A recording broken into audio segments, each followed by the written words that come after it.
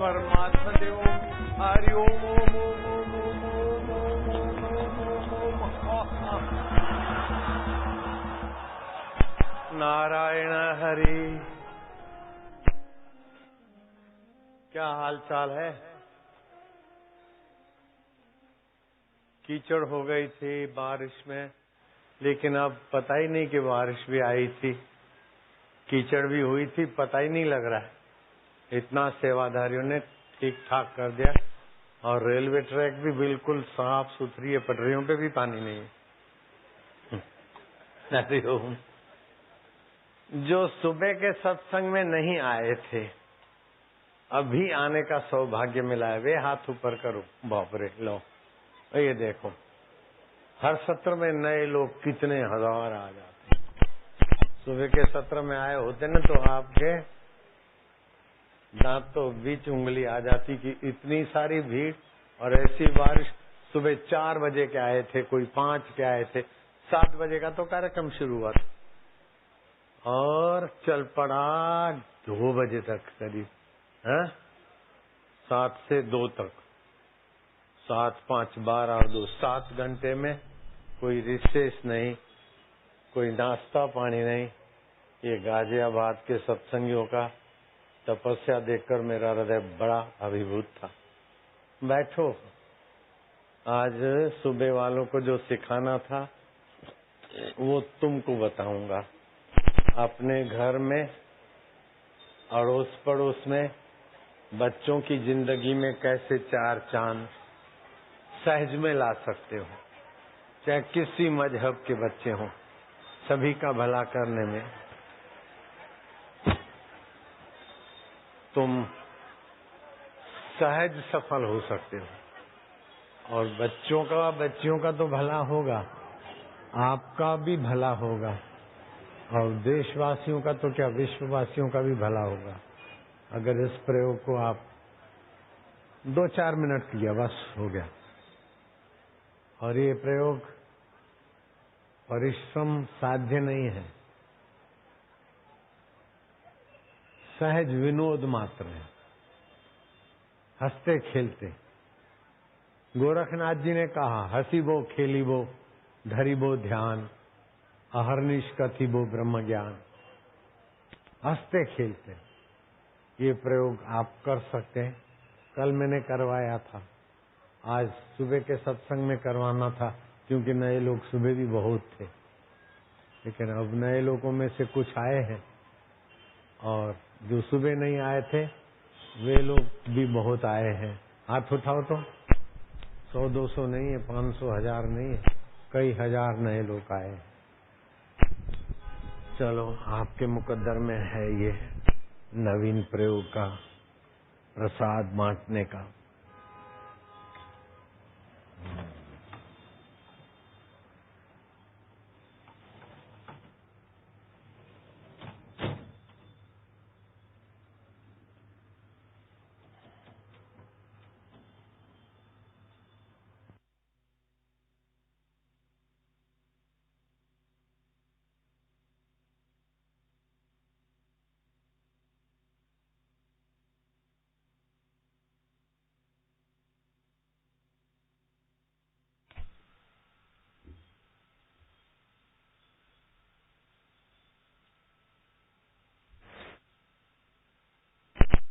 दुर्जनो सज्जनो भूयात्, सज्जनः शान्तिमाप्नुयात्, सज्जनः शान्तिमाप्नुयात्। शान्तो मुच्येत बन्धेभ्यो, शान्तमुच्येत बन्धेभ्यो, मुक्तश्चान्यं विमोचयेत्, मुक्तश्चान्यं विमोचयेत्।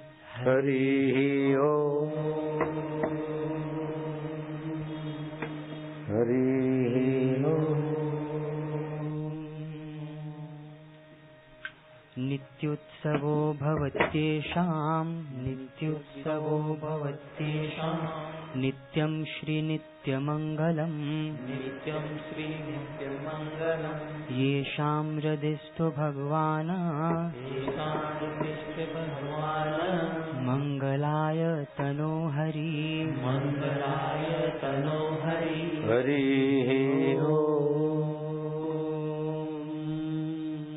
हरि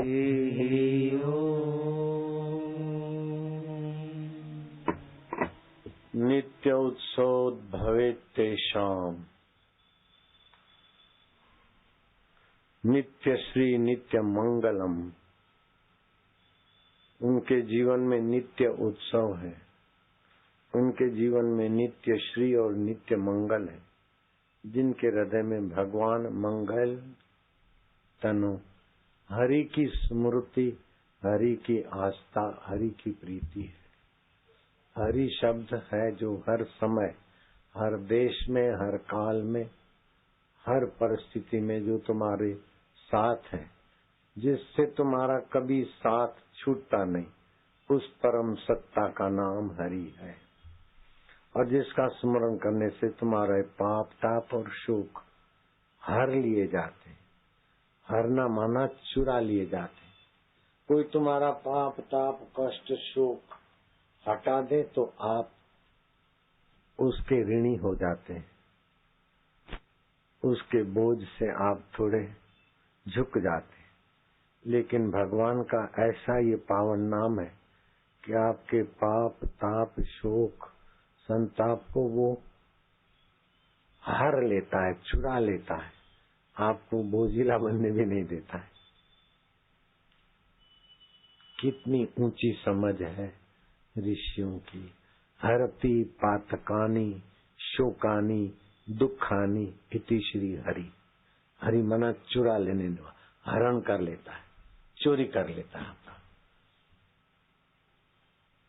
आपके दुख या कष्ट मैं मिटा दूं तो आप मेरे बोझ से थोड़े मेरा आभार व्यक्त किए बिना नहीं रहेंगे। लेकिन मैं आपके दुख शोक चुरा लूं तो आपको तो पता ही नहीं कैसे मिटे। भगवान का एक नाम ऐसा है कि दुख शोक विघ्न बाधा वो चुरा लेते, हटा देते नहीं, चुरा लेते। हरि हरि हरि। तो जिनके हृदय में हरि की स्मृति है, फिर हरि नाम हो चाहे ओम नाम हो, चाहे 10 चाहे 1000 नाम में से कोई नाम हो, लेकिन वो है सब उसी एक के नाम। तो उनके हृदय में सदा उत्सव होता है, उनके हृदय में सदा स्त्री श्री होती है, संपदा होती है। उनके हृदय में सदा मंगल भाव होते, मंगल सुख होता है। जिनके हृदय में भगवान हरि का महत्व है। तो वास्तव में महत्वपूर्ण है, केवल आप स्वीकार कर लो। आपके मुंह में जीभ है, केवल आप स्वीकार कर लो कि मेरे मुंह में जीभ है, इसमें क्या देरी। ऐसा कोई संकल्प विकल्प नहीं है जो हरि की सत्ता के बिना स्फूरित हो सके। नए आए हो तो मैं फिर से दोहराता हूँ बात को। मैं जब साधना करता था नर्मदा किनारे जंगल में, नारेश्वर के जंगल में, रात्रि को बैठा, फिर नींद आई तो झुका भी, खाया, सो भी गया। सुबह उठा, सब कुछ छोड़ छाड़ के। ये घटना ऐसी है कि डीसा के एकांत कुटिया में साधना करता था। रोज लोग नियत समय पे दर्शन को आते थे, थोड़ा सत्संग सुनाता था। तो सत्संग में मैंने उनको पूछा कि तुमको त्यागी संत कैसे होते हैं, जीवन मुक्त और त्यागी संत का दर्शन कभी किया है? बोले नहीं। मैं क्या करना है? बोले हाँ। तो मैंने उसी समय ये जो चादर ओढ़ के आया हूँ ना, वो चादर उतारी, कुर्ता उतारा, नीचे वाली धोती उतारी, केवल कच्छा पहन के। मैं क्या ये होता है त्यागी का लक्षण? बोले महाराज ये क्या?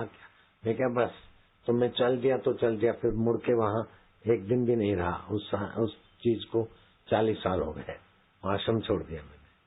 तो मैं पैदल निकला और फिर एसटी स्टैंड पे चला गया, हाथे खाली, कच्छा पहना हुआ। तो गाड़ी में बैठा तो टिकट किसी ने पकड़ा दी और नर्मदा के जंगल में चला गया। तो कहीं से कोई मेरे परिचित नहीं, कोई कुछ लाए कोई कुछ लाए, ओढ़ने बिछाने का हो गया। रात को घने जंगल में पड़ा रहा, ध्यान में भी, और फिर नींद आई तो नींद भी कर ली। सुबह नर्मदा किनारे स्नान करके जब आया तो भूख लगी, तो मैंने संकल्प किया कि अब कहीं मांगने नहीं जाऊंगा भिक्षा। जो 2-2 मर्डर करते हैं उसको भी सरकार, मानुषी सरकार रोटी दाल देती है, तो हम ईश्वर का भजन करने हम मांगे काय को। और मांगना मेरे स्वभाव में भी नहीं था।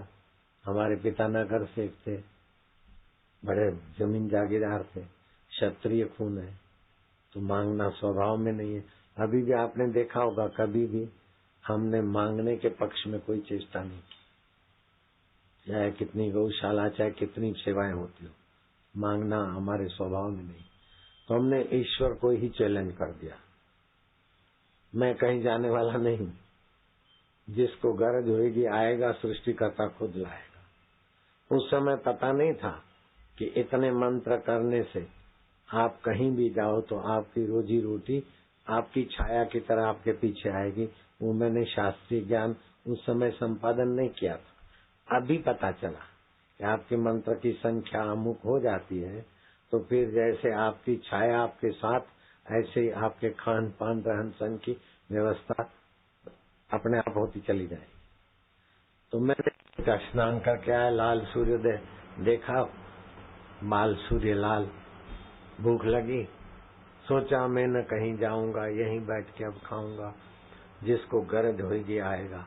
अब पंगा लेना हुआ, ईश्वर को चैलेंज किया, जिसको गरज होगी ईश्वर की कृपा से ईश्वर मुझे दे, ऐसा मांगा नहीं। क्षत्रिय स्वभाव, जिसको गरज होगी आएगा। प्रभु मुझे देगा ऐसा नहीं है, जिसको गरज होगी आएगा, सृष्टिकर्ता खुद लाएगा, ऐसा निकल आया भाव। थोड़ी देर में 2 किसान आए, फल और दूध लाए। मैंने कहा भाई आपका हमारा कोई परिचय नहीं है, कोई दूसरे साधु आपके होंगे, उनको दो जाके। बोले नहीं, रात को स्वप्न देखा था और यही मार्ग देखा था, और ऐसा ही एक काले बाल, घुंघरूले और सफेद धोती वोती ये देखा था। आप ही के लिए हमको कल रात को सपने में भगवान ने प्रेरणा दी। मुझे तो सुबह आया था, लेकिन मुझे विचार आएगा, वो मेरा अंतरात्मा पहले से जानता था, तो उनको सपना दे दिया। बालक तो माँ के गर्भ से जन्म लेता है, लेकिन माँ के शरीर में दूध पहले से ही तैयार हो जाता है। ये कैसी व्यवस्था है भगवान की। भगवान की क्या महिमा है, भगवान के नाम की क्या महिमा है, भगवान को मैं कहता हूँ कि आपको भी पता नहीं है। महाराज, आप भगवान को भी कभी कभी छेड़खानी में दुर्बल साबित कर सकते हो। भगवान को बोल दो कि महाराज आपके नाम की महिमा आप भी नहीं गा सकते, और आप भले सर्व समर्थ हो, सृष्टियां करते हो, ऋतुएं परिवर्तन होती है, ये सब आपका सामर्थ्य अथाह है, लेकिन कमजोर भी तुम हो। भगवान को बोल देना, आज ही जाके बात करना रात को सोते समय, हम आपकी कमजोरी का फायदा उठाएंगे। फायदा उठा दो, क्या है। एक तो आप हमारा अमंगल नहीं कर सकते, चाहे हमारे को ऊंच नीच योनियों में धकेल दे, गरीबी अमीरी का चुटकुला कर दे, लेकिन उससे भी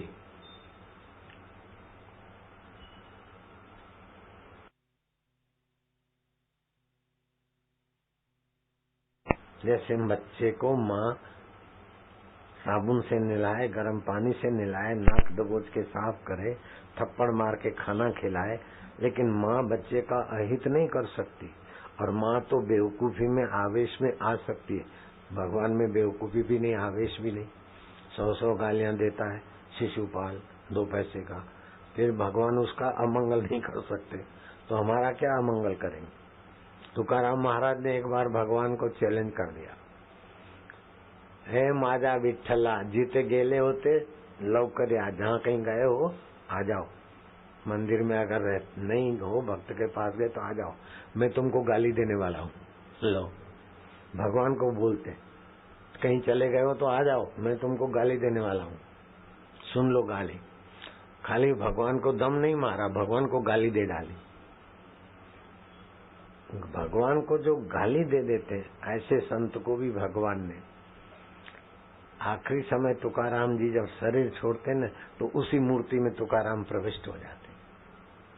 आज भी वो मूर्ति में देख कर आया, महाराष्ट्र में देहू गांव जहाँ तुकाराम रहते थे, जिस देवता को चैलेंज करते थे उस देवता में समा गए। मीराबाई भी भगवान में समा गई, साड़ी का पल्ला थोड़ा भगवान के मुख में दिखा ताकि लोगों को पता चले। और कबीर जी को भी शरीर शांत हुआ तो ढक दिया। हिंदू बोले कि हम अग्नि संस्कार करेंगे, मुसलमान बोले हम कब्र बनाएंगे, चादर उड़ा दी। थोड़ी देर के बाद देखा तो कबीर जी का शरीर ही नहीं है, खाली फूल पड़े। संदेश दिया कि संत तो चले जाते, खाली उनकी सुवास रहती है, शरीर चाहे जलाओ चाहे समाधि करो, सुवास उनकी बनी रहती है।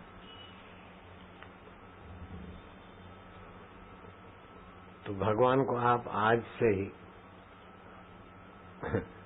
थोड़ी छेड़खानी करो, थोड़ा प्यार करो। अकेला मीठा मीठा अच्छा नहीं लगता, नमकीन के साथ मीठा जरा ज्यादा स्वादिष्ट भी हो जाता है। भगवान को बोल दो, प्रभु आप हमारे हैं कि नहीं है, आप हमारे थे, हैं और रहेंगे। शरीर हमारा पहले नहीं था, फिर बचपन आया, अभी बचपन भी नहीं है, जवानी आई है या नहीं है, बुढ़ापा आएगा वो भी नहीं हो जाएगा। मरने के बाद भी आपका और हमारा संबंध टूट सकता है क्या? नहीं टूट सकते। आप हमको अपनी सृष्टि से बाहर नहीं निकाल सकते। और दूसरी बात, राजा तो अपने राज्य से बाहर निकाल देगा, लेकिन आप तो अनंत ब्रह्मांड में व्याप्त हैं, आप हमको अपने राज्य से बाहर नहीं निकाल सकते। दूसरी बात, आप हमारा अमंगल कर नहीं सकते। और तीसरी बात, आप हमसे अलग नहीं हो सकते, हम आपसे अलग नहीं हो सकते। भले बेवकूफी से माने तो हम दुख भोग रहे हैं, लेकिन फिर भी आपसे अलग हम भी नहीं हो सकते और आप हमको अपने से अलग नहीं कर सकते। अगर आप हमको अलग करने में सफल हो जाए तो आप सर्वव्यापक नहीं रह सकते। आपके बिना कोई जगह होगी तभी तो अलग करोगे, अब तो सर्वव्यापक नहीं रहोगे। हमको अलग करके दिखाओ तो तुम्हारा भी प्रभाव टुकड़े टुकड़े। भगवान का देखो नेगेटिव पॉइंट, भगवान आप हमको अपने से अलग नहीं कर सकते हो। अलग हमको कर भी मानो कर लेते हो तो आप सर्वव्यापक होने तो सर्वव्यापक पना का हिस्सा थोड़ा अपने से अलग करोगे तो आप खंडित हो जाओगे, तब हमको अलग कर सकते हो। बोलो, आपको खंडित होने की ताकत है? भगवान नहीं हो सकते, क्योंकि भगवान अखंड है। जैसे आकाश खंडित नहीं हो सकता, आकाश को ताकत नहीं है कि हमको छोड़ के अलग रहे, आकाश हमको अपने से बाहर निकाल दे, आकाश की ताकत नहीं। आकाश से भी आप ज्यादा व्यापक चैतन्य हो, चिदाकाश हो। 3 आकाश होते हैं। ये आंखों से जो दिखता है न कढ़ावे जैसा, तो कढ़ावे जैसा नहीं है। हमारी आंखें ऐसी है गोल तंबू आकार, ऐसी इसीलिए ऐसा दिखता है। आकाश का कोई अंत नहीं है। तो आकाश, हम भले घर बनाकर घर आकाश बनाए, घड़ा बनाकर घटाकाश बनाए, मठ बनाकर मठाकाश बनाए, मेघ में मेघाकाश, फिर भी ब्रह्मा आकाश ज्यों कहते हैं। तो भगवान आप हमको अपने से अलग नहीं कर सकते, एक बात। दूसरी बात, आप हमको मार नहीं सकते। शरीर को तो आपने भी नहीं रखा, हम भी नहीं रख सकते, लेकिन आप हमको मार भी नहीं सकते, क्योंकि आपका आत्मा ही सर्व का आत्मा बना बैठा है। हमको मिटा नहीं सकते, शरीर मिटा सकते, लेकिन हम शरीर के बाद भी रहते, क्योंकि हमारा आत्मा जैसे घड़े का आकाश घड़ा छोड़ सकते, घड़े का पानी धो सकते, घड़े की मिट्टी को चूर चूर कर सकते, लेकिन घड़े के आकाश को तो महाकाश भी अलग नहीं कर सकता अपने से। ऐसे भगवान आप हमको अपने से अलग नहीं कर सकते। भगवान बड़े खुश होंगे। जैसे मूर्ख बालक और पिता के बही खातों की बात पिता को बता दे तो पिता उसको गले लगाता है, बड़ा होशियार है, हरामी है छोड़ा, अभी से जानता है। अरे उसके गाल पकड़ेगा, चुम्बन करेगा, बड़ा कलाकार है, कैसे सीख लिया। वो प्यारा लगता है, होशियार बच्चा माँ बाप को बहुत प्यारा लगता है। ऐसे आप भगवान को बोल दो, महाराज आप हमारा बुरा नहीं कर सकते। दूसरी बात, आप हमको अपने सत्ता से, अपने राज्य से अलग नहीं कर सकते। तीसरी बात, आप हमको मार नहीं सकते, हमको नष्ट नहीं कर सकते। और आपका हमारा संबंध हम तोड़ना चाहें तो भी आप हमारे साथ संबंध तोड़ नहीं सकते। आपका हमारा शाश्वत संबंध है। जैसे घड़े के आकाश का संबंध महाकाश से शाश्वत है, तरंग का संबंध पानी के साथ शाश्वत है, गहनों का संबंध सोने के साथ शाश्वत है। गहने तोड़ सकते हो लेकिन सोना कहाँ जाएगा? गहना है तभी भी सोना है, और गहना तोड़ फोड़ दो तो भी सोना है। ऐसे ये शरीर गहना है और आप सोने स्वरूप, आपका और मेरा एक ही। अभी तक हमें पता नहीं था, अब हमको संत के द्वारा पता चला है कि पृथ्वी, जल, तेज, वायु, आकाशी पंच भौतिक शरीर और संसार है। मन, बुद्धि, अहंकार ये सूक्ष्म, तीन सूक्ष्म शरीर के। तो 5 भूत स्थूल और 3 सूक्ष्म मिलकर अष्टधा प्रकृति है। इस अष्टधा प्रकृति में सत्ता आपकी, ज्ञान आपका, लेकिन दिखता सब प्रकृति में।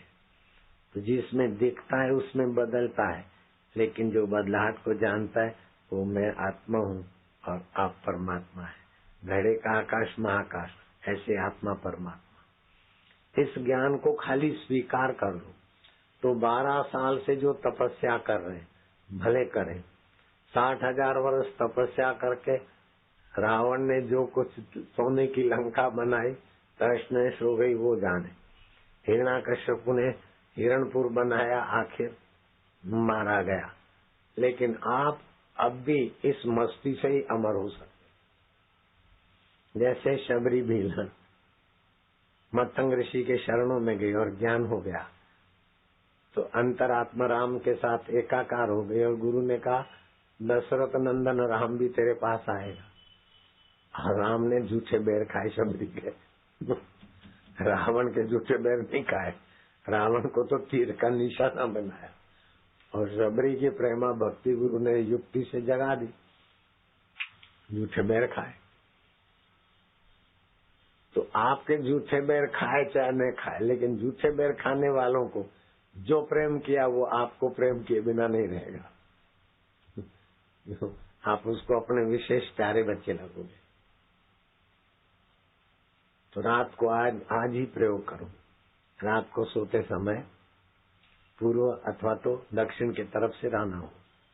अपने कमरे को गाय के गोबर के कंडे पे 2, 5, 10 बूंदे घी की हो।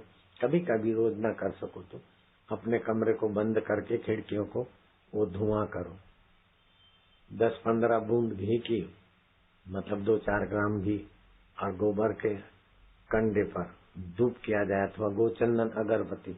मैं तो कंडा वंडा नहीं जलाता हूँ, गोचंदन अगरबत्ती है, उस पर घी की बूंदे डाल देता हूँ। कमरा बंद करके उसमें प्राणायाम करता हूँ और खाली कटी वस्त्र कच्छा पहनता हूँ, बाकी के सब कपड़े थोड़ी देर के लिए ऐसे रख देता हूँ।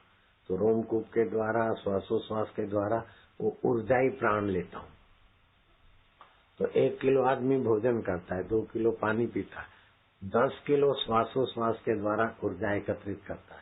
तो ये घी वाली ऊर्जा बड़ी शक्तिशाली होती। घी नहीं मिले तो कोई तेल की भी ऊर्जा बन जाती धुएं में।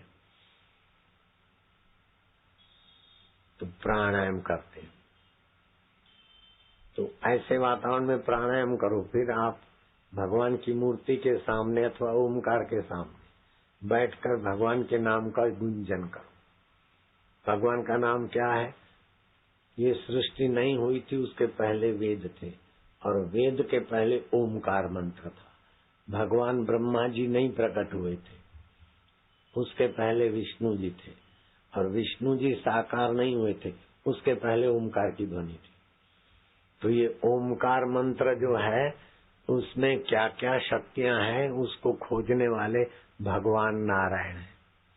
तो भगवान नारायण को ओमकार मंत्र बनाने वाला नहीं माना जाता, ओमकार मंत्र की शक्तियां खोजने वाले हैं नारायण। तो एक होता है निर्माण, दूसरा होता है खोज। निर्माण उसका होता है जो पहले नहीं था, और खोज उसी की होगी जो पहले था। तो भगवान नारायण ने खोज की, तो उसका मतलब भगवान नारायण के पहले भी ये परब्रह्म परमात्मा का ओम स्वरूप नाम था। तो भगवान ने खोजा, और फिर बोधायन ऋषि ने ओमकार मंत्र की क्या क्या शक्तियां और उससे अलग अलग जप से, अलग अलग अनुष्ठान से कैसे कैसे फायदे होते हैं, उसके 22,000 श्लोक बोधायन संहिता रच डाली। और सूरदास पंडित डॉक्टर भगवान दास के आगे काशी में बोधायन संहिता के ऊपर रोज बोलते गए, और अम्बा प्रसाद शास्त्री जी वो लिखते गए, और 22,000 श्लोक लिख डाले। और थियोसॉफिकल सोसाइटी वालों ने उसके अनुवाद करके 2 ग्रंथ बनाए, अपने संग्रहालय में रखे। थियोसॉफिकल सोसाइटी वालों में भावनगर में हम सत्संग भी करके आए।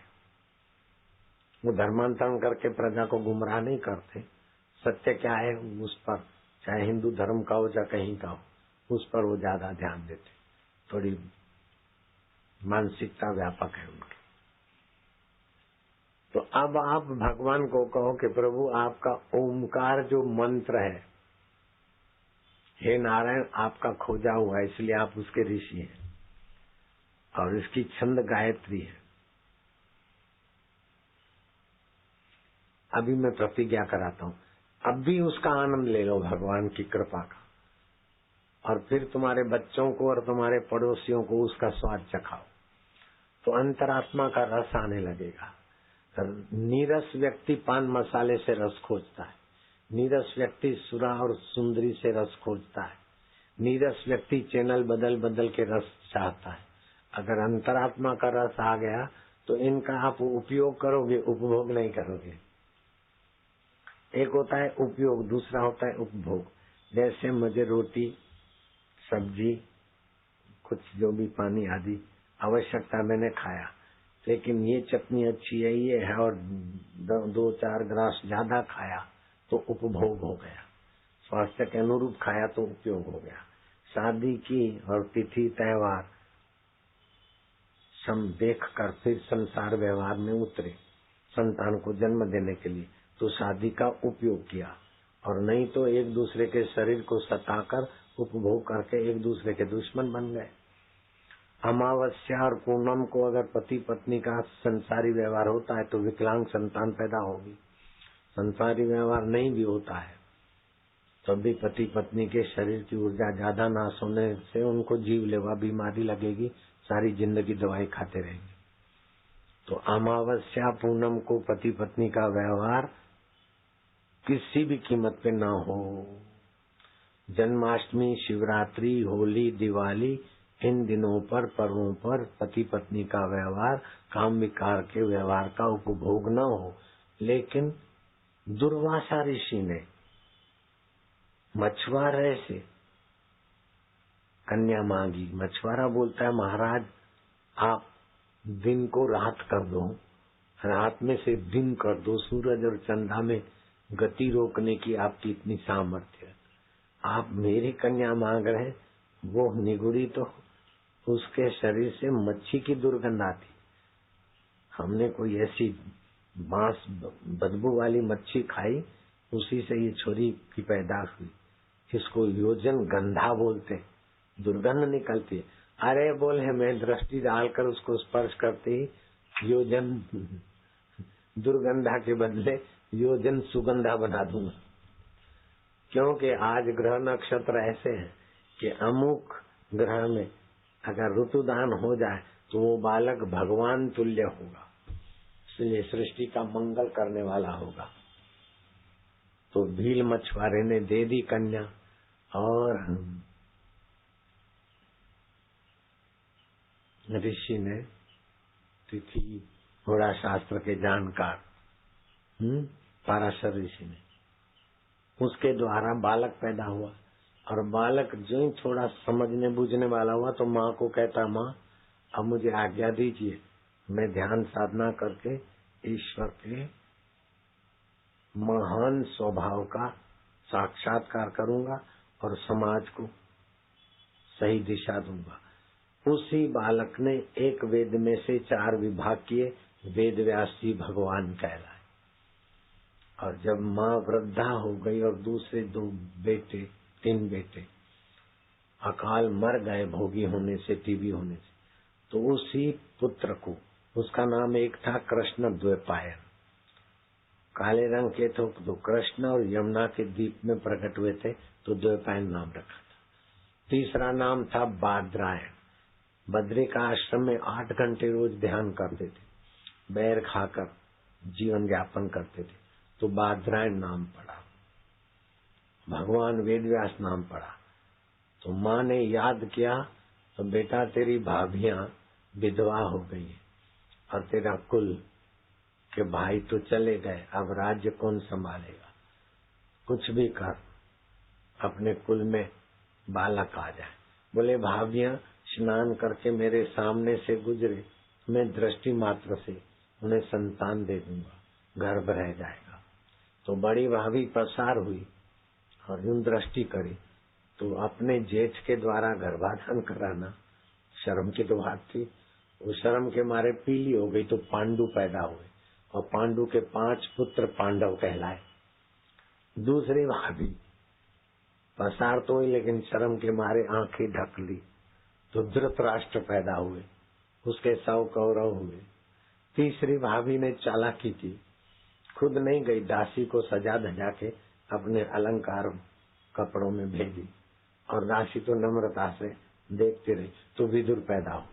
और विदुर इतने बुद्धिमान हुए कि राजेंद्र बाबू राष्ट्रपति विदुर नीति पर प्रवचन करते थे। अरे बोले जो तुम्हारे हैं इनके बाइबल में लिखा है वो विदुर नीति से उठाया हुआ है। आत्म प्रतिकूलानी परेशान न समाचरे, ये विदुर नीति का श्लोक अंग्रेजी में अनुवाद किया है, do not do unto others करके, और गीता में से उठाया है, तुम मेरी शरण आ जाओ मैं तुम्हें तार लूंगा, बाइबल में जो लिखा है, सर्वधर्मान परित्यज्य मामेकम शरणम व्रज। ऐसा भाषण में कहते थे कि सारे धर्मों का माई बाप वैदिक धर्म है, उसी में से ले लेके बाकी का अपना स्वार्थ भर के और मजहब ने चलाया है। तो भगवान नारायण के पहले ओमकार मंत्र था। अब मैं तुम्हें फिर तुम्हारे जीवन में, तुम्हारे बच्चों के जीवन में हंसते खेलते बड़ा भारी लाभ हो, वो प्रयोग बताने के लिए ये भूमिका बना रहा हूँ। सर्वधर्म समान कैसे, वो पुस्तक जरूर आज स्टॉल से लेना। और वो पुस्तक दिव्य प्रेरणा पुस्तक, इस पुस्तक में एक मंत्र लिखा है, उस मंत्र को पढ़कर 21 बार दूध में देखो, वो दूध पियोगे तो आपकी बुद्धि और बल बढ़ेगा। जो 10, 20, 30 रुपए की जीवन विकास, मंगलमय जीवन मृत्यु ऐसी पुस्तकें लेता है 10, 20, 30 की, तो उसको 20 गोलियां स्टॉल वाले वो पैकेट छोटा निःशुल्क देना। 2-2 गोली रोज शाम को चूसेंगे, दिन भर का खाया हुआ टॉनिक बन जाएगा और पेट की खराबी होगी तो भाग जाएगी। रसायन चूर्ण है। तो अब मैं तुमको वो साधना का खाली उपदेश नहीं दे रहा हूँ, उस साधना की महानता का स्वाद चखाना चाहता हूँ। चाहे तुमने मंत्र लिया हो, मुझे मानते हो चाहे नहीं मानो, तुम्हारा शरीर स्वस्थ रहने लगेगा, तुम्हारा मन प्रसन्न होने लगेगा और तुम्हारे बुद्धि में बुद्धिदाता का बल हो जाएगा। करोगे? तो अब आपको मैं अपना बबलू मानता हूं, आप भी बबलुओं को सिखाओगे, इसलिए मैं तुमको बबलू मानकर सिखाता हूं। और ये पद ऐसा है आत्मज्ञान का कि 12 साल के अष्टावकर टेढ़ी टांगे, शरीर में खोर खापड़, 12 साल के अष्टावकर गुरु है, 80 साल के जनक बबलू है। वो अष्टावकर बोलते हैं हे पुत्र जनक, 12 साल का गुरु बोलता है 80 साल के शिष्य को हे पुत्र जनक। तो आप मेरे आगे तत्व ज्ञान से भले 100 साल के हो, लेकिन इस समय मेरे आगे आप सब बबलू हो। समझ रही हो बबलियां बबलू? तो मैं तुमको एक प्रयोग सिखाता हूँ, तुम अपने बबलू बबलियों को सिखाना, उनका बड़ा भारी फायदा होगा। तो बेटे देखो, अब मैं बबलू की नहीं तुमको सिखाता हूँ। तो सृष्टि के आदि देव हैं भगवान नारायण, और नारायण की नाभि से ब्रह्मा जी निकले और बाद में सृष्टि हुई। लेकिन नारायण के पहले भी ओमकार मंत्र की ध्वनि थी, और वो भी ध्वनि बच्चा भी जन्म लेता है तो वहाँ वहाँ वहाँ वही ध्वनि उसके साथ होती है। और मरीज होकर लाचार होकर बुढ़ापा गुजारता है,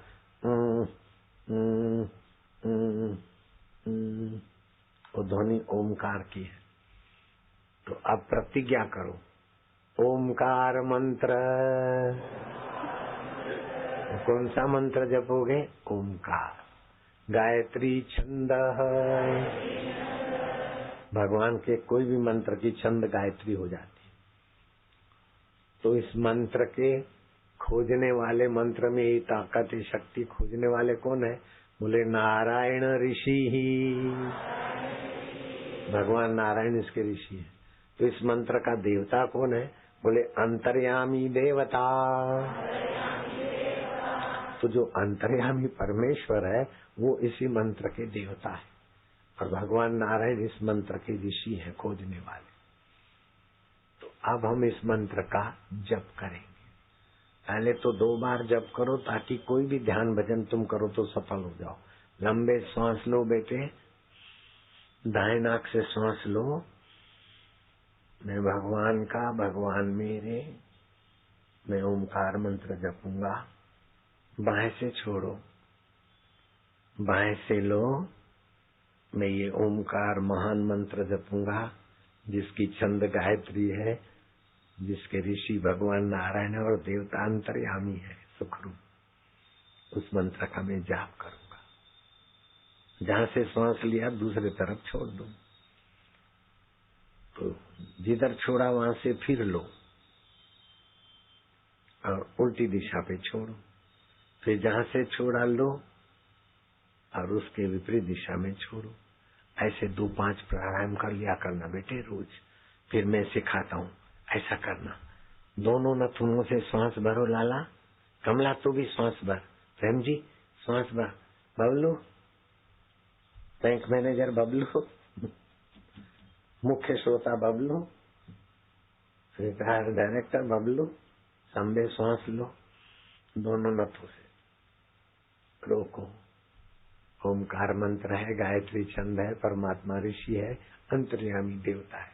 हम उनके नाम का जप करेंगे कंठ से, जिससे याद शक्ति बढ़ेगी।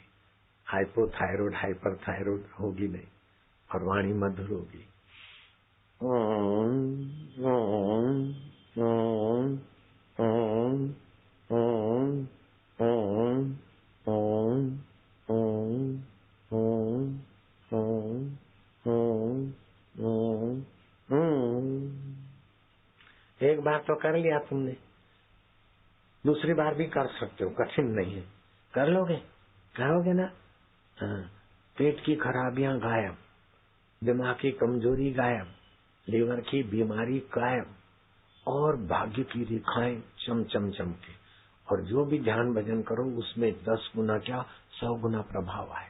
करोगे बेटे? करोगे ना बबलियां? ओ दादी मासी नानी आंटियां बबलियां, आंटे बबलू, करोगे? लंबे सांस लो। तुम उनको आंटे बबलू नहीं बोलना, अपने बबलुओं को। गहरा श्वास, और गहरा, और थोड़ा। ऐसे गहरा श्वास बच्चे लेंगे ना, उनके फेफड़ों के छिद्र खुल जाएंगे, रोग प्रतिकारक शक्ति बढ़ेगी बेटे, अनुमान शक्ति बढ़ेगी, क्षमा शक्ति बढ़ेगी, शौर्य शक्ति बढ़ेगी, धीरज शक्ति बढ़ेगी और निर्भयता भी बढ़ेगी। कोई तुमको पटा न जाए ऐसी समझ भी बढ़ेगी। लो श्वास लिया, हम अंतर्यामी प्रभु का नाम ले रहे, प्रभु प्रसन्न हो रहे। ओम ओम ओम ओम ओम ओम ओम ओम ओम। बस पढ़ाई के पहले भी करोगे ना तो अच्छे हंसते खेलते पढ़ोगे। यात्रा करने के पहले ऐसा करोगे तो यात्रा में भी 4 चांद लगेंगे। काम धंधे जाने के समय भी ऐसा कर लो, क्या घाटा है, कर सकते हो कि नहीं? अरे भोजन बनाने गए ना रसोई घर में तो पहले रसोई बढ़िया बनेगी, रसमय बनेगी, क्योंकि आप रसीले होके रसोई बनाओगे। किसी से बात करने के पहले सुबह बैंक मैनेजर साहब बबलू अच्छा मैनेजमेंट होगा, डिपॉजिट बहुत अच्छी मिलेगी, लोन भी अच्छे अच्छे लोगों के दोगे, ले भागने वालों के आगे सावधान हो जाओगे, बैंक को भी फायदा होगा। ऐसे कर्मचारी बैंक को मिले तो बैंक का सौभाग्य है। 2 बार ऐसा करना। फिर क्या करना, अगर आपके बच्चों को आगे बढ़ाना हो तो बोले कान में उंगली डाल के अभी ये करेंगे ना तो उसका फायदा कुछ निराला है, याद शक्ति बढ़ेगी, मार्क अच्छे आते। कमला करेगी तो, मोहिनी करोगी, गोपी करोगी, निर्मला करोगी, वचन देखो करोगे, अच्छा निशा करोगे, नानक तू करेगा बेटा, रोहित तू करेगा, जग्गू करोगे ना बेटे? चलो दोनों कान में उंगली डालो बेटे, आप दोनों नथुनों से श्वास भरो, लो लो लो लो और श्वास लो। ओंकार मंत्र जपेंगे, गायत्री छंद है, भगवान नारायण ऋषि है, अंतर्यामी देवता है और हम स्मृति प्रीति भक्ति पाने के लिए जप कर रहे हैं। ये प्रतिज्ञा कर ली ना, करोगे ना बेटा?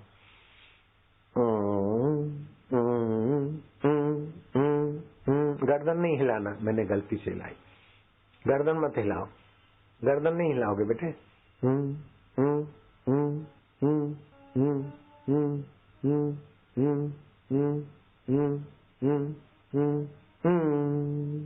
दूसरी बार कर लोगे बबू? बैंक मैनेजर बबलू करोगे? लो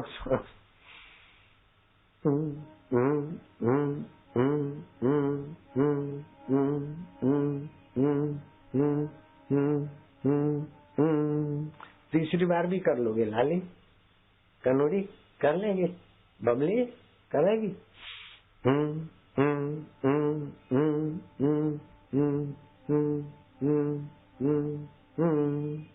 चौथी बार भी करते हैं।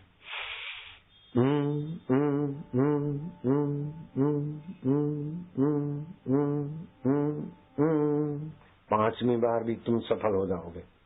करें 5वीं बार? करना है, थके नहीं है ना? शाबाश है बच्चे, तुम समझ गए हो। पढ़ाई में भी सफलता और संसार में भी सफलता और स्वास्थ्य में भी टनाटन, है ना? इसीलिए तुम कर रहे हो, भगवान के नाम की शक्ति का फायदा लोगे। लो लंबा श्वास।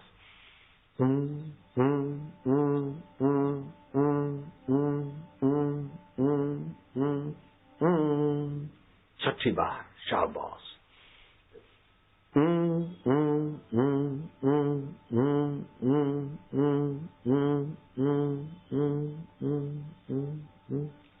कैलेंडर 7वीं बार करोगे? लंबा सांस लो।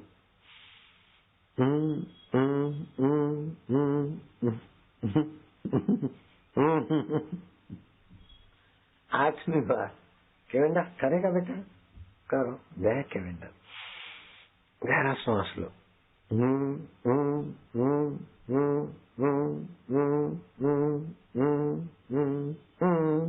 9वीं बार करोगे? अच्छा, बड़े अच्छे बच्चे हैं, देख लो। और ये जब करने वाला तो पुण्यात्मा हो जाता है। ऐसा जब करने वाले को नरक कभी नहीं हो सकता है। नानी जी भी जाके दम मार के वापस आ गई, मौत के द्वार को भी चैलेंज कर दिया। करो नौवीं बार बेटे।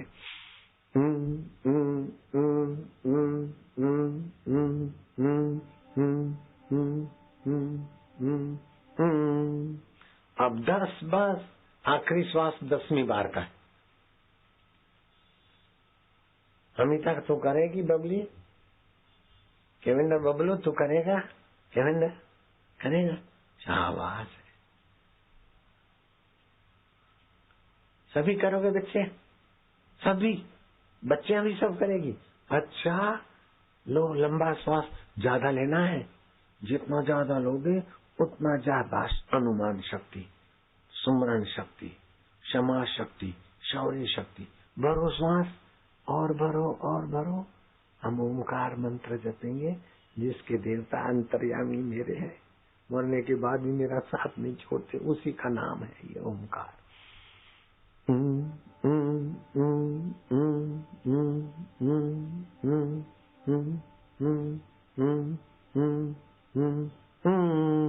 बस हो गया। देखो तुम लोग सफल हो गए हो। आज तो पहला दिन है ना बेटे, थोड़ा कठिन लगा होगा। कठिन नहीं लगाना, कल तो इससे भी ज्यादा मजा आएगा। और परसों तरसों में तो तुम ऐसे रसीले हो जाओगे कि तुम दूसरे बच्चों को भी सिखा लोगे। सिखा लोगे? अच्छा, आप क्या करना है? भगवान का ध्यान कैसे करोगे? होठों से खाली जप करना है, भगवान के सामने देखते, या तो भगवान के ओमकार मंत्र के सामने, गुरु के सामने, तुलसी के सामने, आपकी नजरों की सिद्ध में हो, सामने देखते हुए होठों से जप करो। ओम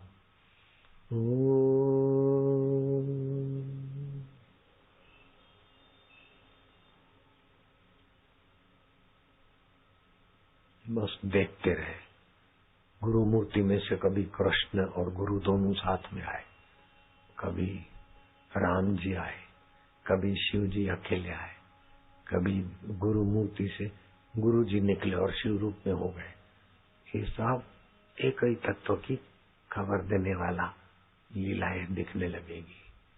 और कभी नाभि से कोई शक्ति ऊपर चल रही ऐसा होगा, कभी कंपन होगा, कभी हास्य होगा, बड़े चमत्कार होने लगते। 2 मिनट अभी जप करो, फिर 10 मिनट तक जा सकते हो।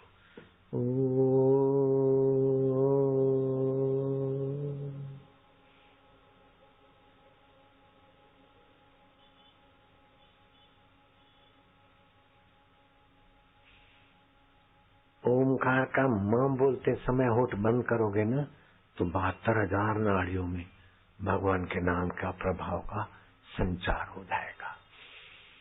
ओम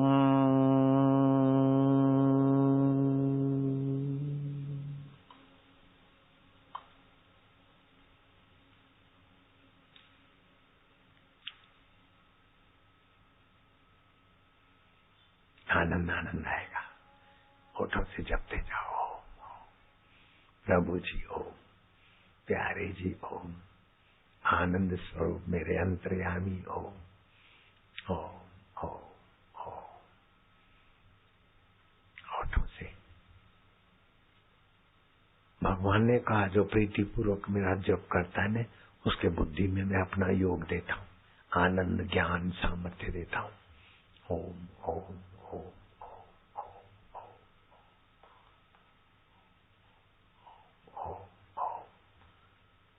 जपते जाओ होठों से।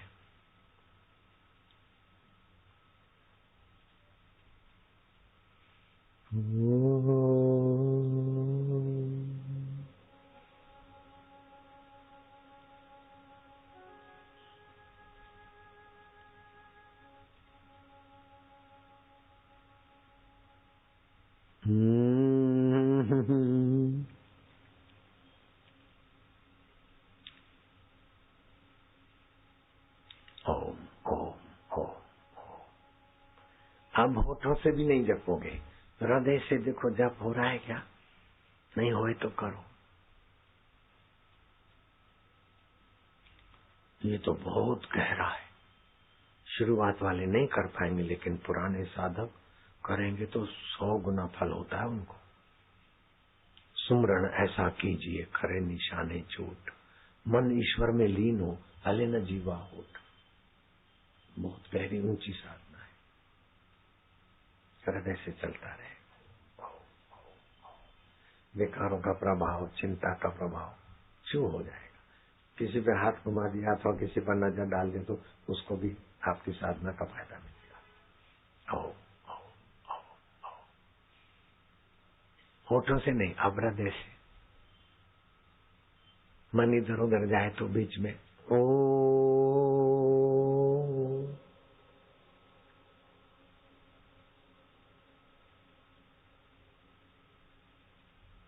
आनंद, शांति, ऐसा कोई सामर्थ्य नहीं जो भगवत विश्रांति से प्राप्त न हो। जहां भी शक्तियां सिद्धियां, उसके मूल में भगवत विश्रांति है। कोई बाहर का देवी देवता आकर मदद करेगा, इस चक्कर में मत पड़ो। मुझे आज मेरे सेवक ने बताया कि जो टीवी वाले दिखाते बापू का हेलीकॉप्टर कैसे गिरा, वो तो मोबाइल फोन के वीडियो के द्वारा क्लिप्स ली थी। असली वीडियो तो अपने पास है, वो A to Z वालों को आज दिया है। A to Z में वो असली दिखाएंगे कि कैसे चिंगारियां निकल रही थी, और हेलीकॉप्टर से चिंगारियां निकले और सफेद पेट्रोल आग न पकड़े, ये भी भगवान की लीला। और हेलीकॉप्टर के धरती पे गिरने से धड़ाक सीधा यूं गिरा मुंह के बल, तो 3 टुकड़े हो गए, और एक एक टुकड़े के कई पुर्जे अलग हो गए। कार के एक्सीडेंट में भी लोग मर जाते, और हेलीकॉप्टर का ऐसा भयंकर एक्सीडेंट, बापू और उनके सेवक किसी को खरोच नहीं आई। ये ओमकार मंत्र और गुरु गीता के जप का क्या चमत्कार है। वो वीडियो क्लिप देखोगे असली, मोबाइल की क्लिप में तो कुछ आता है, कुछ नहीं आ पाता। तो A to Z वालों को वो क्लिप मिल गई है। वो A to Z ने चालू किया, दिखाया, कल भी दिखाएगा A to Z चैनल वाले। तो हेलीकॉप्टर की सच्ची स्थिति क्या हुआ, कैसे गिरा, कैसे चिंगारी निकली, और चिंगारियां निकले आग न पकड़े। मिलिट्री वालों का एक्सीडेंट, चिंगारी निकली आग पकड़ी और ऊपर से आकाश में जलने लग गए। यहाँ तो ऊपर से आए, धरती में धसे, 3 टुकड़े हो गए, एक एक टुकड़े के कई पुर्जे अलग हो गए। फिर भी अंदर बैठे हुए बापू और उनके सेवक ज्यों के त्यों। ये 29 अगस्त, आज तो 2 सितंबर है, 3 दिन के पहले की बात है। अच्छा, तो ये ओमकार मंत्र, गायत्री मंत्र, अब जो यशोदा को श्री कृष्ण ने सिखाया था आत्मा का आनंद उभारने का, भगवान मेरे में भगवान का, अब कंठ से जप करोगे। आखिरी 2 मिनट है, बड़ा आनंद आएगा।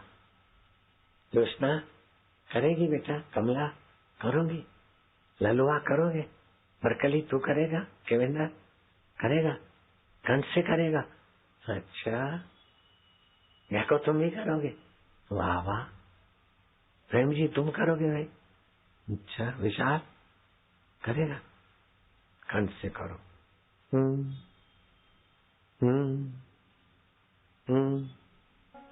ऐसे दाएं बाएं थोड़ा हिलोगे, आनंद उभरेगा। आराम से, ज्यादा नहीं हिलो।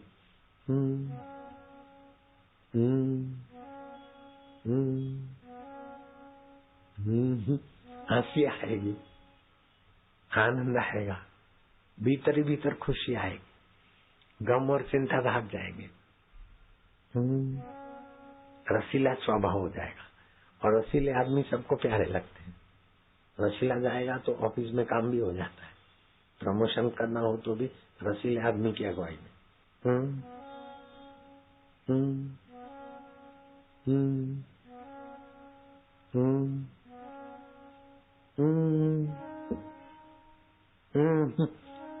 हंसी आएगी आपको, जो कल नहीं आए थे, परसों नहीं आए थे, आज सुबह नहीं आए थे, केवल शाम को ही आए और उनको खूब अच्छा लग रहा है तो झूठ मूठ में हाथ मत उठाना।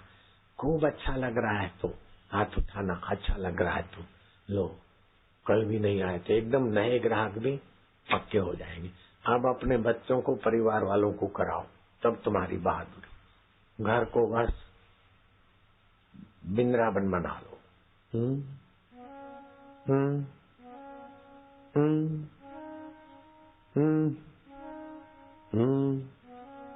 कितने भी झगड़े हो घर में, घर का कुटुंब एक लोटा पानी पलंग के नीचे रखे और सुबह बड़ में, पीपल में, तुलसी में डाल दे। खड़े नमक का पोता करे हफ्ते में एक बार, निगेटिव ऊर्जा चली जाएगी एनर्जी। और करे थोड़ी देर और फिर रसोई घर में मिलके भोजन करे। अरे झगड़ालू घर भी ऐसा प्रेमी घर बन जाएगा कि पड़ोसी लोग भी आएंगे कि वाह वाह इनके यहाँ चलो मेहमान। आपका घर प्रेम मूर्ति हो जाएगा, प्रेम मंदिर बन जाएगा आपका हृदय, आपका घर।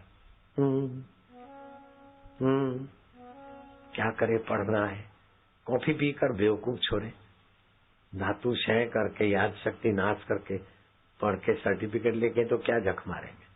कॉफी चाय में बहुत नुकसान होता है और रात्रि जागरण तो जल्दी बुढ़ापा लाएगा।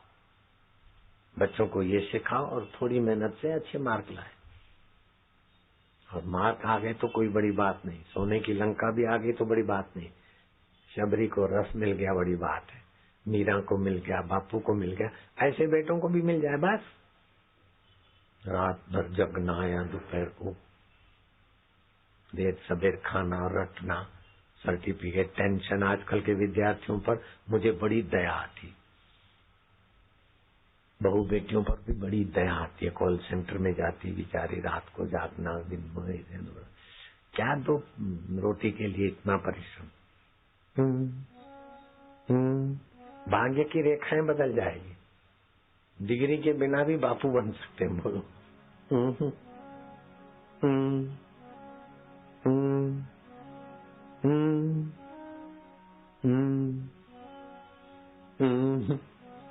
राजा जनक ने सत्संग का आयोजन करवाया। राजा जनक ने सत्संग से ये जाना कि आदमी को सब कुछ मिल जाए, लेकिन भगवत रस देने वाला सदगुरु का दीक्षा शिक्षा नहीं मिलती तो आदमी की वासना, राग, द्वेष उसे नरकों तक की यातना में ले जाता है। तो अष्टावक्र गुरु को प्रार्थना करके सत्संग का आयोजन करवाया। बैंक मैनेजर, मुख्य जजमान, सुनो, सत्संग जो शुरू हो उतने में कॉल और सौंप। कथा मंडप में आया, लोगों में थोड़ी हिलचाल। भगदड़ जी अष्टावक्र त्रिकाल ज्ञानी थे, बैठे रहना, अपनी जगह नहीं छोड़ना, बीच में घूमने से पाप लगता है, बैठ जाओ। अष्टावक्र की कथा सुना रहा हूं, मैं अपना काम भी बना रहा हूं। मैं भी चालाक हो गया हूं।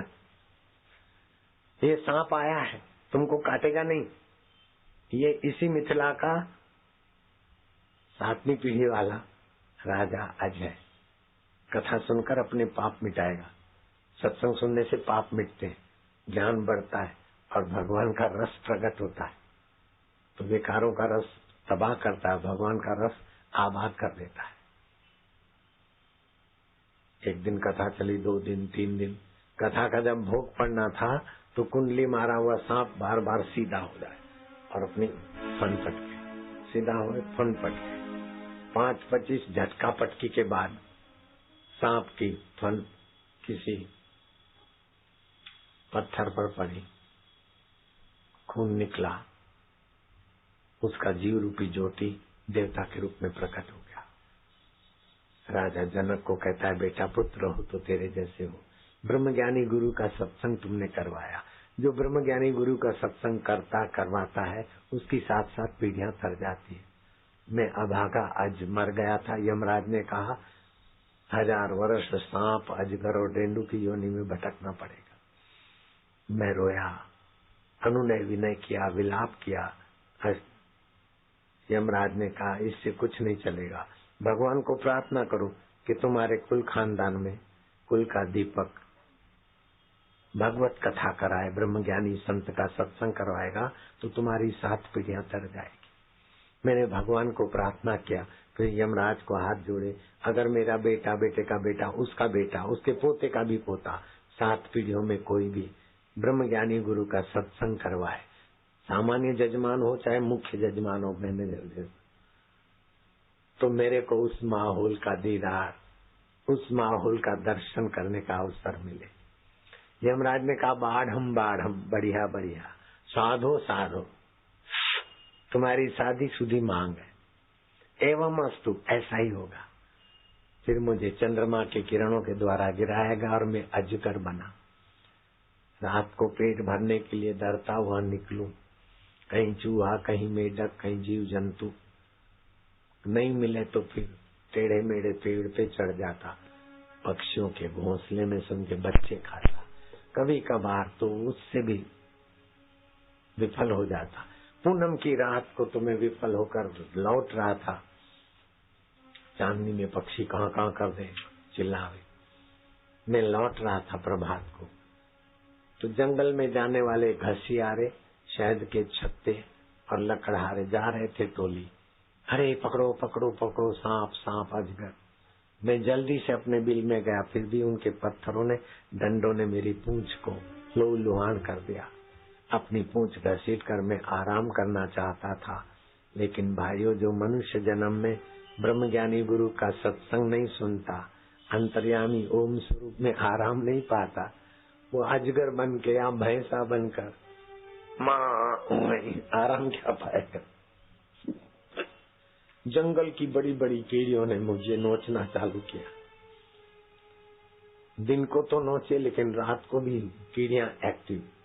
कौन सी दिन पाली वाली, कौन सी रात पाली वाली पता नहीं, कीड़ियां रात को भी लगी रहती। एक दिन बीता, दूसरा दिन की रात भी बीती, तीसरे दिन और चौथे दिन की भी रात बीती, बेहोश हो जाता था, बड़ा पीड़ित। कहा तो राजा मिथिला नरेश अंधा था, सोने के बर्तनों में खाए, लाखों रुपए के जवेहर पैर के ललनाए, चंवर डुलावे, और कहा सांप अजगर बना और कीड़ियों से अपनी जान नहीं छुड़ाई। प्रजा से टैक्स लेकर जो मजे लिए होंगे वही प्रजा अब मेरा बदला ले रही होगी। 7वें दिन प्रभात मेरा दम टूटा, फिर मैं पानी का सांप बना और मेढक पकड़ा खाने के लिए। तो मेढक को पकड़ते, फिर मेढक कोई पेड़ पौधे को पकड़ता है, ऐसा सांप जानबूझ के उसको ढील देता है, वो पौधे को पकड़ता है छूटने के लिए, और पेड़ में तो सांप मेढक को पकड़ता है उसकी चमड़ी, और वो अपने को बचाव के लिए खींचता जाता, और सांप लपक के थोड़ी और चमड़ी, तो पूरी चमड़ी मेढक की उतर जाती, फिर मेढक का अंदर का मांस सांप के वाले हो जाता, चमड़ी अलग हो जाती। वो मैंने देखा अपनी आंखों से। मेढक पकड़ा सांप ने, फिर सांप मेढक किसी पौधे को पकड़ रखता है छूटने के लिए, और सांप उसकी चमड़ी के हिस्से को अच्छी तरह से अपने पेट में नियंत्रित करता है, फिर खींचता है, फिर थोड़ी ढील छोड़ता है, और मेढक समझता मैं छूट रहा हूँ, लेकिन उसकी चमड़ी सब उतर रही है। पूरी चमड़ी उतरते ही ऊपर की खोल हट जाती है, जिसमें से चिकना द्रव्य निकलता है, सांप के लिए नुकसानकारक। सांप भी अकल वाला है, और मेढक की अकल को धक्का लग जाता है। ये हर जीव को अपनी अपनी अकल है। कीड़ियां मरा हुआ जंतु ले जा रही थी, बिल के नजीक गई तो बिल तो छोटा और जंतु बड़ा, तो कीड़ियां 2 हिस्से में बट गई। वो जंतु को दाएं खींचे, वो बाएं खींचे, जंतु के 2 टुकड़े हुए नहीं, तो उनमें से थोड़ी कीड़ियां आई और बीच में जंतु को जैसे करवट काटे ऐसे टुकड़े टुकड़े टुकड़े काटे, फिर जंतु के टुकड़े टुकड़े हुए और ले गए। तो पेट भरने की अक्ल का ज्ञान, वो ओम स्वरूप चेतना कीड़ी की खोपड़ी में भी, बैक्टीरियाओं को भी अकल है, और उनकी भी यूनियन चलती है, अच्छे हार्मफुल बैक्टीरिया और हितकारी बैक्टीरिया, ये सारी लीला है। तो सांप बनने के बाद ऐसे 250 साल मेरे बीत गए दुख भोगने के, 750 वर्ष मेरी बाकी है, और जनक ने, मुख्य यजमान ने सत्संग करवाया, हमारी पीढ़ियां तर गई। बेटा हो तो तुम्हारे जैसा हो, पुत्र सुखी भव। इतने में सुशील और पुण्यशील 2 पार्षद प्रकट हुए। महाराज हम अदृश्य रूप में सब करते हैं, लेकिन आप ब्रह्म ज्ञानी संत है तो अवज्ञा न हो, इसलिए आज्ञा मांगने के लिए प्रकट हुए। आज्ञा दीजिए। अष्टावकर ने हाथ के संकेत से सम्मति दी। विमान में बिठाकर राजा अज को आकाश मार्ग से स्वर्ग में ले जा रहे। जहाँ तक जनक की नजर पड़े, जनक हाथ जोड़कर विदाई दे रहे थे। आपके घर भी कोई आए तो 2 कदम चलकर उसे विदाई दे। गृहस्थी का पुण्य यश बढ़ता है और जाने वाले के हृदय में सद्भाव बना रहता है। घर में कोई आए तो 2 मीठे वचन, खाने को कुछ हो तो प्रेम से दो, नहीं तो पानी का गिलास ही धर दो तो बड़ी कृपा की आए हो, क्या सेवा करे। तुलसी मीठे वचन से सुख उपजे चहु और। कौवा काका धन हरे, कोयल काको दे। मीठे वचन बोल के घर सब जग अपनो करी ले। तू तड़ाके की हरियाणी भाषा नहीं, मधुर भाषा। श्री रामचंद्र जी बोलते सार गर्भित बोलते, प्रसंगो उचित बोलते और सुनने वाले को मान देते, आप अमानी देते। ऐसा नहीं बोलते कि सामने वाला बोले फिर मैं बोलूं, नहीं, अपने तरफ से ही शुरू कर देते। सहज जीवन, सरल जीवन, ये सफलता की कुंजी है। और जब कहीं जाओ तो पहले पहले आपकी मीठी मुस्कान से उनको अपनात्व दो, और जब विदाई लो तब भी मीठी मुस्कान से विदाई लो। आप प्रभावशाली बापू बन जाओगे। आते ही क्या हाल चाल है, अपनात्व, और जाते ही है। और बीच में भगवान के रस का शौक, हॉबी, प्रभु रस की। कबूतरों की शादी की हॉबी तो बड़ौदा के राजा को थी, और विदेश की रानियों को तो स्ट्रॉबेरी के रस में नहाने की हॉबी थी। एक रानी को तो गधियों के दूध में नहाने का शौक था, तो 450 गधियां रखी। तुम्हें एक भी गधी नहीं रखनी पड़ेगी, बिना गधियों के, बिना स्ट्रॉबेरी के रस के, बिना कबूतरों के। और 142 हलवाई रखे थे वैरायटियां बनाने के लिए। ये सब बेकार हो गया है। बस जो बापू को है ना शौक, ऐसा शौक आपको आ जाए, बस मौज हो गई।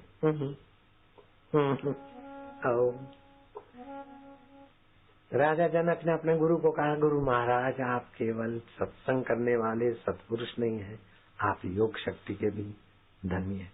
मुझे योग विद्या सिखाओ, मैं अपने पूर्वजों को स्वर्ग में जाकर देख के आऊं, आशीर्वाद ले आऊं। राजा जनक को अष्टावकर गुरु ने योग विद्या सिखाई। मैं भी तुम्हें बता सकता हूँ, लेकिन उसमें फायदा तो है, इन झंझट भी है। हम निकल गए, फिर वापस लौटने में कुछ भूल गए तो लोग बोलेंगे बापूजी ये तो मर गए। ऐसा खतरे वाली विद्या में बोलता भी नहीं, सिखाता भी नहीं। कोई खतरा नहीं और सर्वांगी फायदा हो उतना ही मैं बोलता हूँ। बाकी तो मैंने बहुत सारे योग के और ध्यान के ये वो साधन किए हुए। आज वो जो मेहमान आए थे गदगद हो गए, बोले दुनिया का कोई मुख्यमंत्री, कोई प्रधानमंत्री इतने लोग इकट्ठे नहीं कर सकता है जितना बापू के यहाँ लोग सुबह 7 बजे से लेकर 2 बजे तक, 1:30 बजे तक बैठे। और बरसात हुई तो बैठने की जगह नहीं तो खड़े खड़े लोग लोहा मान गए सत्संग का। आए थे ना मेहमान सुबह राजनाथ से, फिर बाद में मेरे निवास पर 1.5 घंटा बैठे रहे। कुल 3 घंटे बिताए आज उन्होंने। फिर भी मैंने उनको कहा कि अब मेरे को नियम करना है, मैंने विदाई दी। वो जाने को उनका मन नहीं करता था, इतने खुश थे। और बोले अब आपका फिर आगामी सत्संग कहाँ होता है, हमको थोड़ा पता चल जाए तो हम आया करेंगे। मैं नहीं आया पाऊंगा तो मेरे परिवार वाले आएंगे, सब बोल रहे थे। बहुत बहुत श्रद्धा से आए थे, उससे कई गुना बदल के गए। समझो, जैसे आए थे उससे कई गुना ज्यादा बदल के गए। और 20 दिन के बाद उन्होंने वायदा किया कि 20 तारीख तक मैं आपको समाचार पहुंचाऊंगा, जो मैंने उनको काम सौंपा है।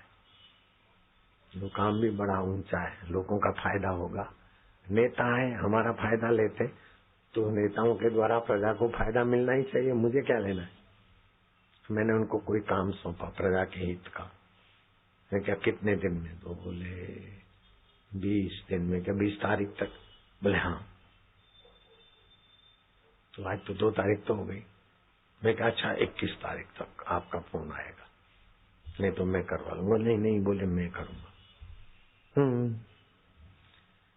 राजा जनक जब यमराज में यमलोक में गए और संयमपुरी के देवता के पास गए कि मुझे स्वर्ग में जाने दो, तो संयमपुरी के यमराज ने कहा तुम अभी सीधे स्वर्ग में नहीं जा सकते, तुम मर के नहीं आए हो, ऐसे योग बल से आए हो, फिर भी तुमने सत्संग का प्याऊ खोला है, ब्रह्म ज्ञान का रस लोगों को मिले, इसलिए मैं तुमको सहयोग करना चाहता हूँ।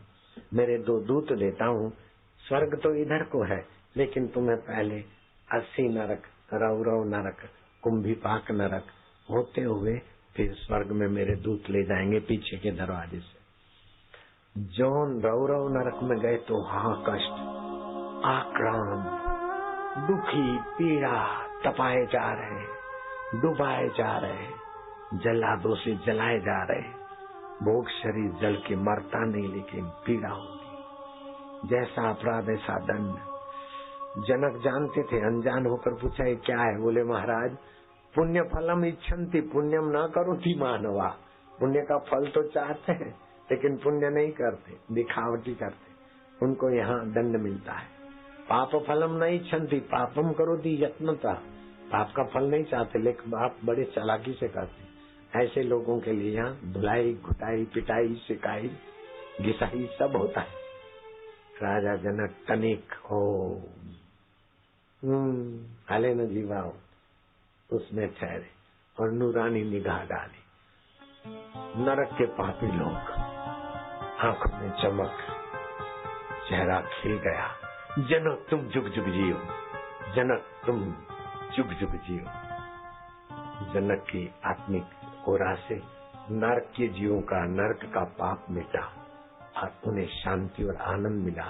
तो ये 3 दिन में हम भी कलयुग का नरक ही तो भोग रहे हैं। पोल्यूशन का नरक, महंगाई का नरक, बीमारी का नरक, कलह और झगड़ों का नरक, न जाने कितने कितने नरक भोग रहे। फिर भी सत्संग रूपी जनक 2.5 दिन से हम सत्संग रूपी जनक के बीच थे। तो नारकीय कलयुग में भी जमुना पार वाले तो ऐसे ही बेचारे, नानक दुखिया सब संसार ताते अधिक दुखिया जमुना पार। जमुना पार वालों को नरक नहीं होगा क्योंकि नरक से तो आ रहे बेचारे, लेकिन अभी नरक से नहीं आ रहे, स्वर्ग से नहीं आ रहे, भगवान के रस से आ रहे, जहाँ नरक और स्वर्ग बौना पड़ जाता है, ऐसी जगह से हम आ रहे हैं। जो भी सत्संगी अपने घरों में जाता है, खिला हुआ चेहरा, सूझबूझ से भरी हुई बुद्धि, प्रसन्नता से सना हुआ मन और विचारों की ऊंची चिंतन धारा से भरकर जाता है। चाहे बच्चा हो, चाहे किशोर हो, चाहे जवान हो, चाहे बुजुर्ग हो, सभी को कुछ न कुछ मिल ही जाता है। और जिसको कुछ भी नहीं मिलता उनको टोफियां झेलने का, नन्हे नन्हे बच्चों को टोफियां झेलते समय जो मैं उत्साहित देखता हूँ और एक्टिव देखता हूँ, तो मुझे लगता है कि रेलगाड़ी बनाने वाले और टोफियों की मशीन बनाने वाले बच्चों को भी शाबाश है। छोटे छोटे बच्चे भी आते हैं, मम्मी है यूं खड़े हो जाते हैं। फिर उन बच्चों के आगे मैं मशीन का फोर्स कम कर देता हूँ और उनके आगे नहीं तो हाथ से फेंकता हूँ, उठाते, बड़े खुश होते। वो खुश होते, उनसे ज्यादा उनकी मम्मी नानी मानी खुश होती। और फिर मैं भी थोड़ा यूं कर देता हूँ, पूरा टोले का टोला आनंदित हो जाता है। जो आते कैसे भी, लेकिन जाते सब रसीले होकर, सूझबूझ का धन लेकर। तो मैं तो समिति को शाबाश दूंगा, मुख्य यजमान को भी शाबाश धन्यवाद दूंगा, उनकी 7 पीढ़ियों को भी धन्यवाद दूंगा जो सत्संग करते कराते। राजा जनक की दृष्टि मात्र से नारकी जीवों के पाप मिट गए, तो यहाँ भी सत्संग की दृष्टि मात्र से कलयुग का नारकीय प्राणी भी तर जाता है और भगवान के ज्ञान, आनंद और माधुर्य से भर जाता है। इस बार गाजियाबाद का जो आश्रम है 2 रात यहाँ रहा। पहले से सड़क बड़क बन गई और सड़क के उस पार घूमने की जगह मैंने देखी खेत खली। तो मेरे को होता है कि दिल्ली में एकांतवास रजोगुरी में कभी करता हूँ, तो अब कभी कभी गाजियाबाद में आके करूँ तो आए है। रजोगुरी तो यहाँ से कितना 60 किलोमीटर। अब अगली पूनम फरीदाबाद वाले भी जोर मार रहे हैं और रोहिणी वाले भी जोर मार रहे हैं। कहाँ करेंगे बुधाए? सुविधा ज्यादा, ट्रांसपोर्टेशन की सुविधा किधर है?